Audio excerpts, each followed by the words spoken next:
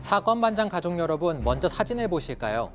옛날 5,000원권이 같이 나옵니다. 지금 지폐와 비교하면 좀 더 크고 중앙 문양이나 금액이 표기된 위치가 다릅니다. 추억 속에 잠기신 가족분들 많으실 텐데요. 그런데 지금 보시는 이 옛날 5,000원권 지폐, 한때 대한민국을 뜨겁게 달궜습니다. 다름 아니라 위조 지폐가 대량으로 나타났기 때문인데요. 2005년부터 해마다 수천 장씩 가짜 5,000원권이 유통됐습니다. 얼마나 심각했는지 정부에서 만원권과 천원권을 두고 5,000원권부터 신권으로 바꿨을 정도입니다. 지폐에 적힌 일련 번호 77246 외에는 어떠한 단서도 없었던 사건. 실마리는 8년 만에 서울의 한 슈퍼마켓에서 풀립니다. 미제로 남을 뻔한 사건, 어떻게 끝났을까요? 오늘 사건 엑스파일에서는 희대의 위조 지폐 유통 사건 77246 사건 알아보겠습니다. 저는 이 위조 지폐 하면 딱 생각나는 게 그 영웅본색에서 그 주윤달이 딱 그 달러 위조 지폐에다 불 붙이면서 담배. 그 진짜 명장면이었는데. 제가 너무 어릴 때여가지고 그때 못 봤어요. 태어나기 전이죠? 제가 87년생이니까 아, 어릴 그래요? 때여가지고. 태어나기 전인데? 전인가요? 못 봤습니다, 하여튼. 87년도에 아마 나왔을걸요? 영웅본색이? 뭐 중요한 게 아니죠. 네. 자, 제가 봤을 때 백 변호사님이 왠지 돈을 많이 만져봐가지고 위조 지폐인지 아닌지 그 스킬이 있으실 것 같아요. 사실 저는 별로 그렇게 생각보다 많이 만져본 적이 없어서 저는 위조 지폐 어떤 게 위조 지폐인지 뭐 설명은 드릴 수 있는데 제가 직접 보면 설명 못할 좀 것 해보세요. 같고요. 저희 홍 기자님이 정확하게 설명해 줄 겁니다. 진짜요? 네. 그냥 하세요, 그냥.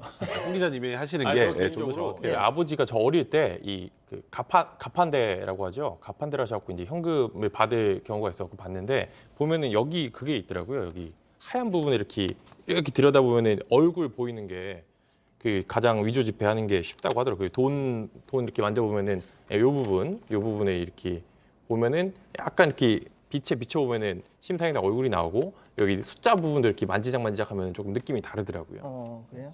조금 더 설명드리면 이렇게 보시면 지금 신권들이죠. 다 제가 들고 있는 것이 뭐 10,000원짜리, 50,000원짜리 신권인데 보시면 이렇게 홀로그램이 있습니다. 대체로 10,000원짜리 가지고 보여드리겠습니다. 이 홀로그램이 이렇게 움직일 때마다 약간씩 모양이 바뀌어서 태극 모양이 됐다가 좀 한반도의 모양이 되었다가 계속 바뀌기 때문에 이런 것들 이외에도 많은 방법들이 있는데 한국은행 홈페이지에 자세히 나와 있습니다. 지금 가장 관심인 건 과연 이게 누구의 돈이냐 이걸 제일 궁금해하시네요. 궁금하십니까? 전부 제 돈입니다. 그래요? 준비해 왔습니다. 돈 좀 어디 가져가시죠? 구경 좀 하려고 홀로그램 구경하려고요. 그래요. 알겠습니다. 자, 그럼 뭐 위조 지폐 사건 뭐 좀 얘기를 해보죠. 근데 그 5,000원권이 5만 장이 위조가 됐다면 이게 액수로 따지면 얼마예요, 이게? 그 액수가 2억 원이 넘는 것으로 일단 파악이 됐는데요. 5,000원권이 그러니까 이제 5만 장 가까이 되니까 그런 문제가 생겼습니다. 2005년 첫 해에만 4,000장 넘게 위조 지폐가 발견됐습니다. 그래서 이 위조 지폐가 살펴보면 당시 옛날 지폐 기준으로는 완벽했습니다. 왜냐하면 그 지폐를 이렇게 봤을 때 율곡이 초상이 숨겨진 그림으로 나오잖아요. 그것도 거의 똑같이 나왔고, 그리고 태극 무늬 같은 이제 그런 어떤 지폐 겉면에 붙는 무늬들도 비슷해서 실제 지금 압수물들이 지금 화면으로 나오고 있는데 정말 비슷해서 일반인들은 구분하기 어려웠을 정도고요. 다만 단서가 있었다면은 물론 숨은 초상도 약간 사이즈가 달랐지만 크기가 달랐지만 실제로 일련 번호 왼쪽 위에 지폐에 일련 번호가 있는데 전부 77246이라는 숫자가 들어갔습니다. 그래서 이 숫자가 들어간 지폐는 전부 한 사람이 만들었을 것이다. 범인이 한 명일 것이다라고 했는데 사실상 수사는 진척이 없었습니다. 왜냐하면 지폐를 좀 지문 감식을 하려 해도 좀 여러 사람 손을 거치고 들어오다 보니까 실마리를 찾기 어려웠고 지폐에 묻은 땀도 좀 분석이 어려웠습니다. 그리고 잉크와 재질도 거의 실제 지폐와 똑같았습니다.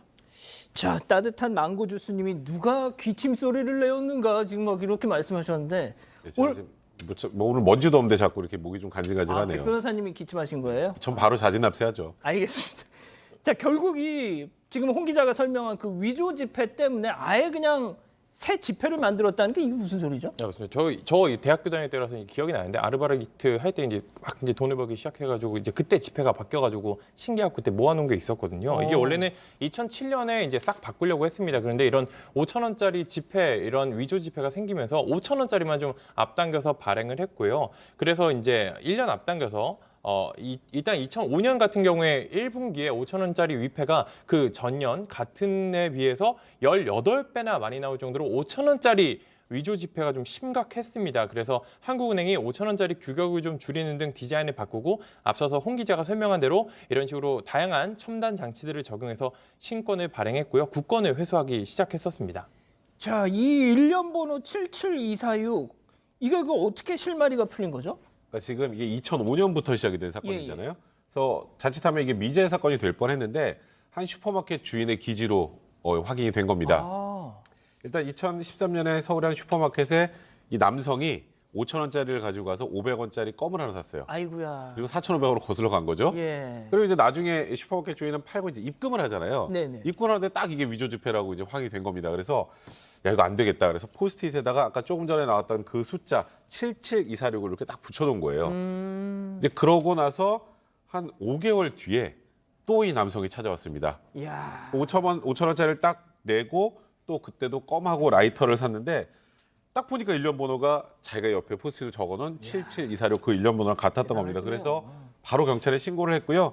그래서 범인을 검거하고 보니까 저 77246이 적힌 위조 지폐 1000여 장하고 프린터가 집에 있어서 그걸 다 압수했고요.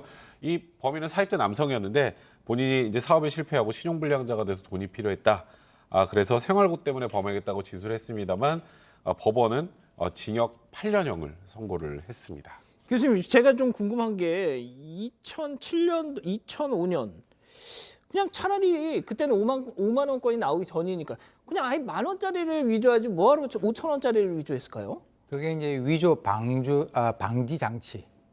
그게 이제 1,000원짜리하고 5,000원짜리는 수준이 똑같고요. 10,000원은 이제 수준이 더 높아서 본인이 위조하기가 상당히 힘들었다. 그러니까 이제 1,000원짜리 하는 것보다는 5,000원짜리 하는 게 훨씬 더 본인이 이익인데 이제 좀 방금 말씀하신 것 같이 자기 집 근처에 그 작은 방을 갖다가 얻어가지고 노트북 그리고 칼라 프린트를 이용을 해서 이제 이 위조 지폐를 제작을 했는데 율곡 이 선생 초상은 포토샵으로 해가지고 따로 만들어 붙이고 심지어는 이 과정에서 자기의 지문을 남기지 않으려고 수술용 라텍스 고무 장갑을 끼고 이렇게 작업을 했기 때문에 수사기관에서 그렇게 이 지문을 찾으려고 해도 찾지 못했던 겁니다. 예. 그리고 이제 이 위조 지폐를 자기 승용차에 싣고 전국을 돌면서 CCTV가 없거나 특히 이제 나이가 많은 노인들이 있는 그런 구멍가게 같은 데 가가지고 이것을 갖다가 의심받을까 봐 이 지폐를 한꺼번에 많이 구겨가지고 이렇게 꼭 헌돈같이 사용을 했기 때문에 이렇게 오랫동안 그 범죄 행각을 벌일 수가 있었다 이렇게 봅니다. 예. 뭐 결국 그렇게 해서 뭐 자기 간에는 뭐 또 뭐 이렇게 국리 끝에 했다지만 그렇게 해서 잡힌 거잖아요 지금. 예, 잡혔는데요.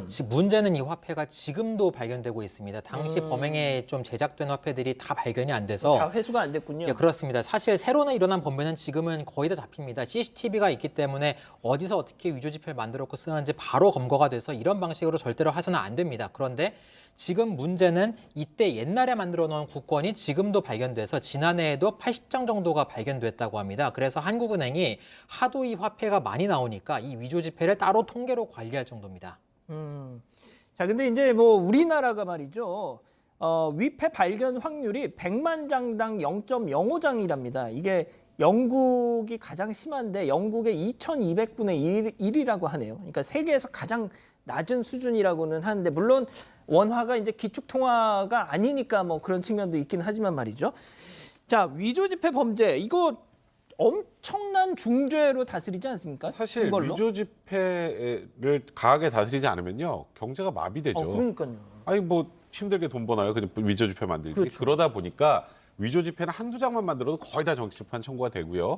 그리고 실제로 이런 정도의 대규모 사건 같은 경우에는 거의 이제 아까도 8년형이 선고됐다고 말씀드렸는데 형법에 2년 이상 유기징역 또는 무기징역까지 가능합니다.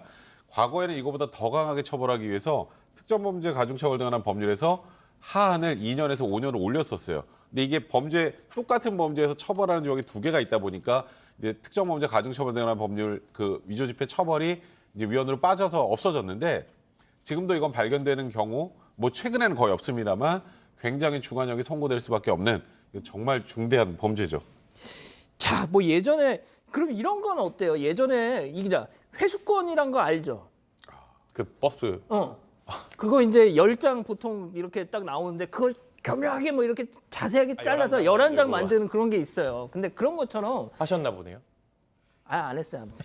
자, 근데 그 위조 지폐 말고 이 찢어진 거를 막 어떻게 이어 붙여가지고 하는 그런 것도 처벌을 받아요? 일단은 뭐 어떤 사고로 인해서 이제 지폐가 훼손된 경우 이제 형태를 알아볼 수 있는 경우에는 이제 일부 뭐 한 80% 이상만 살아 있으면 사실 신고로 바꿔줘요. 바꿔주거든요. 근데 이거를 악용한 사람이 있었습니다. 이제 잘 이제 쪼개다 보니까 이제 지폐를 여러 장을 쪼개서 그 조합해가지고 이제 남는 것들끼리 또 맞추고 이렇게 하고 여러 장을 만든 거예요. 그래서 이런 경우에는 결국엔 재판에 넘겨졌습니다. 5만 원권을 찢어서 이어 붙인 다음에 80% 이상만 남긴 다음에 여러 장을 만든 거죠. 그 방금 말씀하신 그 버스 회수권처럼요. 그래서 결국에는 1심에서 징역 3년형을 선고받았습니다. 결국에 이런 거 해도 다 적발되고 그럼요. 실제로 다 형사처벌이 이루어지기 때문에 절대로 이런 일 하시면 안 되겠습니다.